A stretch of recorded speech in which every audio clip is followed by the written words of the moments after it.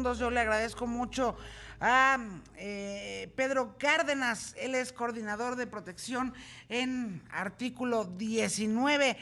Muchas gracias, Pedro, por tomarnos la llamada. Un atentado más en contra de un informador en México. Ahora fue Ciro Gómez Leiva.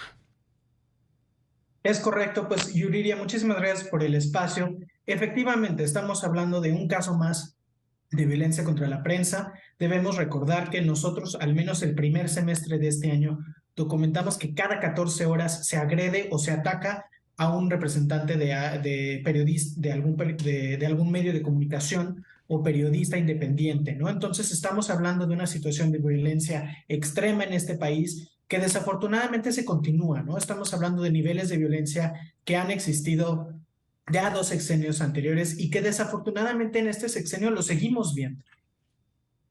El tema, porque por supuesto que son muchas las vetas, ¿no? En las que habría que poner acentos y tú las debes de tener clarísimas.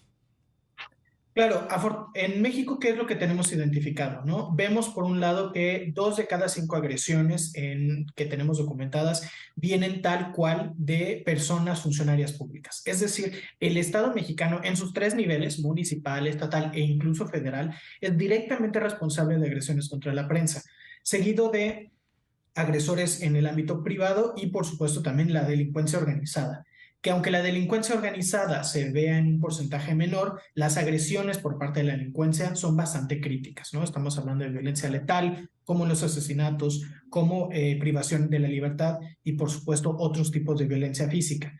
¿Qué es importante resaltar aquí también? Que son principalmente periodistas de a pie, periodistas independientes, corresponsales, quienes se encuentran en los estados de la República, quienes tienen mayor riesgo. Esto también es bastante importante porque el día de hoy, aunque estamos todos muy afortunadamente uniéndonos para resaltar la importancia de que no le suceda esto a Ciro ni a nadie más, ¿qué es lo que estamos viendo? Que no se tiene la misma reacción en algunos casos. Qué bueno que el gobierno federal y qué bueno que el gobierno de Ciudad de México han reaccionado de esta manera, expresando su apoyo, expresando su coordinación para efectuar medidas de protección y de investigación, pero desafortunadamente con otros casos no vemos lo mismo. Inclusive nosotros el día de ayer hicimos pública una alerta sobre un atentado contra Flavio Reyes, un periodista en Chiapas, que efectivamente también sufrió un atentado y el movimiento, la reacción no es la misma. La fiscalía no se mueve igual en el estado, no se coordina la federación de la misma manera y por lo tanto estamos viendo que pues tiene que llegar hasta este nivel para que reaccionen de presidencia y para que reaccionen coordinadamente los estados y la federación. Pero lo cierto es que, en efecto, asusta el doble cuando miras que uno de los periodistas más importantes, más relevantes en México, y no es por poner digamos, un parámetro de importancia dentro de nuestro gremio, ¿no? Pero sí estamos hablando de un periodista que tiene una presencia muy importante desde hace muchísimos años en medios a nivel nacional, tanto radio como televisión y prensa escrita. En efecto, espanta. Asusta muchísimo que se cometa un atentado incluso en contra de una de las figuras periodísticas más importantes y relevantes de nuestro país. Por supuesto que llama la atención, y esto habla de los altos niveles de impunidad que vivimos en el país. Recordemos que si estamos midiendo, por ejemplo, solo la Fiscalía Especializada de Atención a Delitos contra la Libertad de Expresión, en su reporte de octubre de este año, por ejemplo, identificaban que de arriba de 1,500 averiguaciones, teníamos prácticamente arriba de 30 sentencias y quizás otras 30 más en cuanto a procesos alternos de solución. Entonces, ¿qué estamos diciendo? De 1,500 casos, prácticamente solo 60 estaban llegando a una solución, ¿no? Un poco más de 60.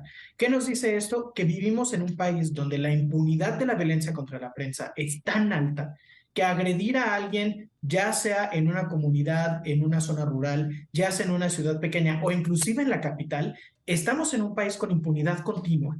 Y si bien ahorita es muy pronto para identificar cuáles son las investigaciones y por dónde podría ir este ataque, siempre es importante recordar que las fiscalías, sea federal, sea la FEADLE, sean las fiscalías del Estado, están obligadas a utilizar el protocolo homologado de delitos contra la libertad de expresión. Este protocolo les obliga a que una de las líneas de investigación específicamente sea su labor periodística, sean sus investigaciones, para poder llevar estas líneas de investigación hasta donde lleven, precisamente como estabas exigiendo al inicio de esta conversación. Eso por un lado. Por otro, el clima, y lo hemos platicado con artículo 19 en un sinnúmero de ocasiones, el clima y el enrarecimiento que se genera cuando los cuestionamientos a la libertad de los periodistas o a la opinión de los periodistas provienen sistemáticamente, de algunos por supuesto, provienen sistemáticamente desde el poder, es decir, desde el púlpito presidencial, por así decirlo, todo en todas las mañaneras, pues se enrarece por supuesto muchísimo el clima, ¿no? Es correcto, inclusive, si bien la violencia, como ya sabemos, se ha desatado desde el sexenio de Felipe Calderón, Así ha es. continuado y ha crecido durante el sexenio de Enrique Peña Nieto y desafortunadamente continúa en el sexenio de Andrés Manuel López Obrador. En este clima donde ya se agrede a la prensa una vez cada 14 horas, agregar a eso un discurso público que en vez de promover el debate, en vez de promover divergencias de opinión, en vez de promover un espacio donde se pueda ser crítico de cualquier espacio, ¿no? No solo a nivel presidencia, ¿qué tenemos? Pues una reacción negativa donde se cataloga la prensa como vendida, donde se cataloga la prensa como el enemigo, como adversario. Y esto enrarece efectivamente, como mencionas, pero es irresponsable, ¿no? Es irresponsable de resaltar este tipo de discursos y contraviene los estándares que ha marcado la Comisión Interamericana de Derechos Humanos. Como figuras funcionarias públicas tienen ciertas obligaciones. Una de ellas es tener mayor tolerancia al escrutinio y a la crítica pública. Otra de ellas es la responsabilidad de generar un ambiente democrático que propicie este tipo de discursos, de debates, de diálogos, de opiniones encontradas para precisamente promover los valores democráticos. ¿Qué tendría que pasar durante los próximos días, semanas?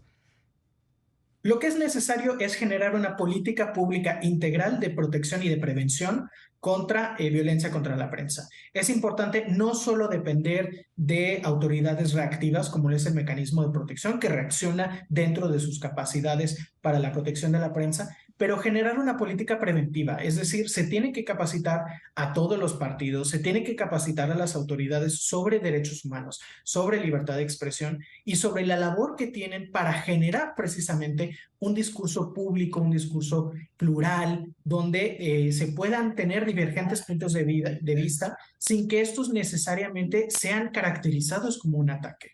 Es decir, estamos en un estatus diferenciado porque las personas funcionarias públicas tienen un mayor poder de convocatoria y no se puede estar hablando desde el poder como un ataque contra la propia ciudadanía. Es importante que se promueva más bien este espacio de diálogo y que sí, si bien la prensa tiene mucho que arreglar, tiene muchos problemas que trabajar, temas de derechos laborales, temas de ética periodística, de protección a las víctimas, por ejemplo, eso no quita que también desde los funcionarios públicos existan obligaciones de respetar y de permitir un diálogo y un debate público. Pedro Cárdenas, coordinador de protección en artículo 19, te agradezco muchísimo la generosidad de tu tiempo para con nosotros y para con la audiencia en esta emisión de Ya Sierra aquí en Imagen Radio. Te mando un abrazo grande, muchas gracias por tus Al contrario, un palabras. abrazo a ustedes y gracias